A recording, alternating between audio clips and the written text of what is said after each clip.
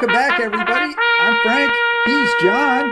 We're here to talk about the late pick five Saturday at Laurel Park. But before we do that, John, let me get your Preakness thoughts. That was quite a race that we saw in Baltimore last time at this version of Old Hilltop. As I was saying to you off the air, um, all things being equal, one of the best weaknesses we've seen in a long time. I mean, obviously, journalism ran a gigantic risk, completely blocked at the top of the stretch, wore down Goscar at one. Looks like he's bound for a Belmont showdown with Sovereignty. And as far as the pick five goes, it's a good example of how good it is to play the pick five on a big day because the late sequence was pretty chalky. I think only one winner paid more than 5 to 2, and it still paid over $400. Not bad. No, no. And, I mean, it helps on that weekend. There's a lot of money in those pools. They did Absolutely. 110 million on Saturday, and I think it was 28 million on Hmm. Friday. So those are good days to play because there's a lot of money running around those pools there. But there won't be as much Saturday, but pretty interesting sequence all the same. Starts in race five, 12% takeout, includes a couple of a Maryland restricted allowance, something new in the condition book, a Maryland restricted maiden race. Hmm. That's going to be the ninth race. We got a two other than in the sequence and a regular old A other than allowance. So pretty interesting sequence. And John, we'll put up your ticket in a couple of minutes here, but let's look at a couple of your spotlight horses here. And the first of those comes in race five, the first leg of the sequence, and that's going to be number 11, Magic in the Park. We got two Magics in this race. Ready for Magic in the Park? Tell us about Magic in the Park. So Magic in the Park has only raced once this year. Looking back at her last race on April 26th, who first started off a 9-month layoff against pretty similar horses to the ones she's seeing here. Did not have a great trip that day.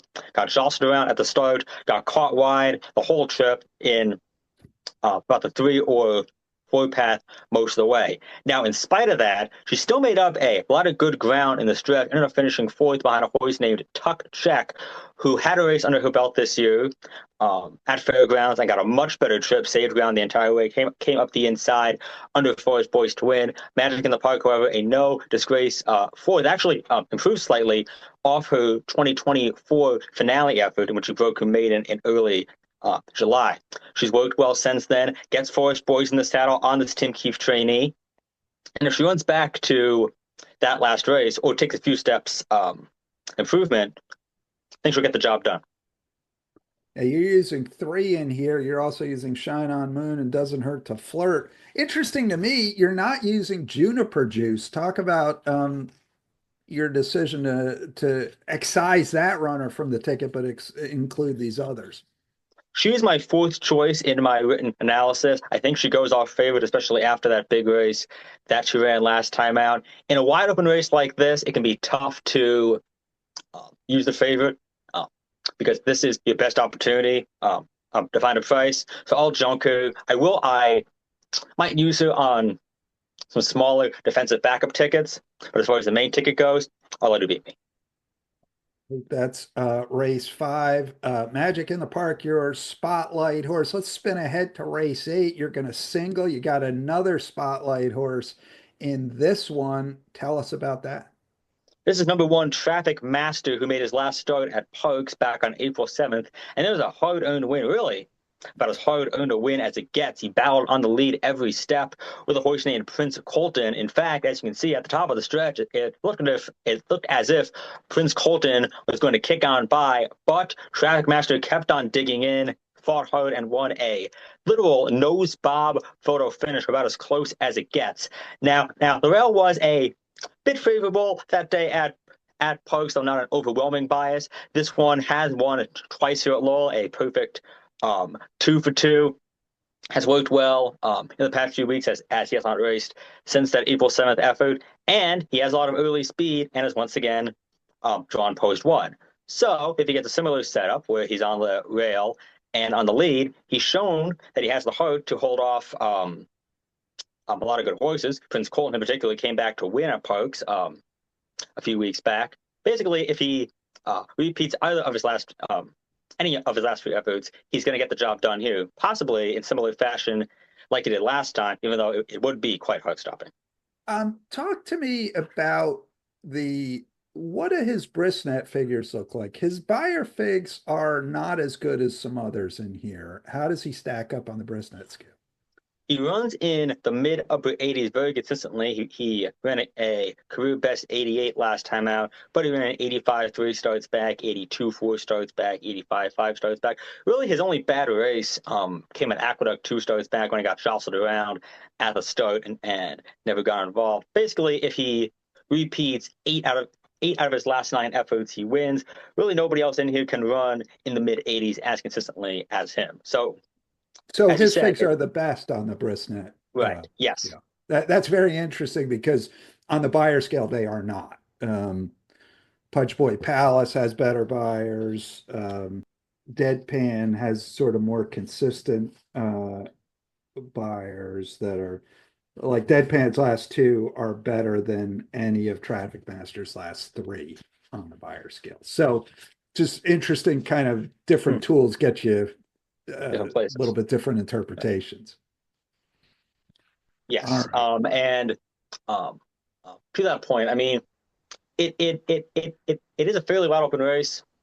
In fact, Punch Boy Palace actually has the best last out prisoner figure in the field. He ran a 90 last time out, but Traffic Master is the most consistent, and I think he gets the best trip. All right, Traffic Master, that is your other spotlight horse in this 5 race sequence here. The late pick five starting in race 5, 12% takeout. Let's put up your ticket here, John. So give the people what they want, give them the ticket, talk us through the late pick five.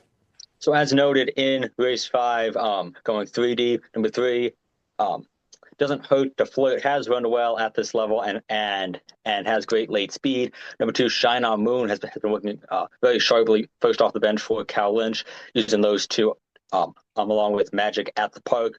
Race 6, Marvelous has a great closing kick. Always Laughing has great early speed. Figure if one of them doesn't go gate to wire, the other picks up the pieces. Going 4 deep in race 7, top pick in there is number 11, Don't Tell Kelly, who won a first level allowance in late October. Hasn't done much on dirt in her last few, but they were good preps for today. I think she'll be a good price. Then we're singling Traffic Master in race 8, going 5 deep in race 9, as I really couldn't make heads or tails of it. Do want to note about race number 9 that I believe 2 of them, Elon and Sure Meant to Be, are also entered on Friday. We are filming this on Thursday morning, so if both of them end up running on Friday, adjust your tickets accordingly. Yeah, it's been raining for days here. It feels like we haven't seen the sun since I don't know, a while. So we'll see if we're on the turf and how they handle all that. All right, that is your ticket. Your ticket is a $60 ticket. Yep, Is that correct? that's correct. Okay, $60 gets you a nice payoff if John is right. So, any final thoughts here, John Piazzik? Well, it's a bit of a bold single in race 8, but I think it's the best opportunity to do so, spreading wide in the grass legs and take advantage of possible good trips in the dirt legs. All right, well, we're going to hope for the best. That is John Piazzik's ticket. John, good luck on Saturday. Thank you, Frank.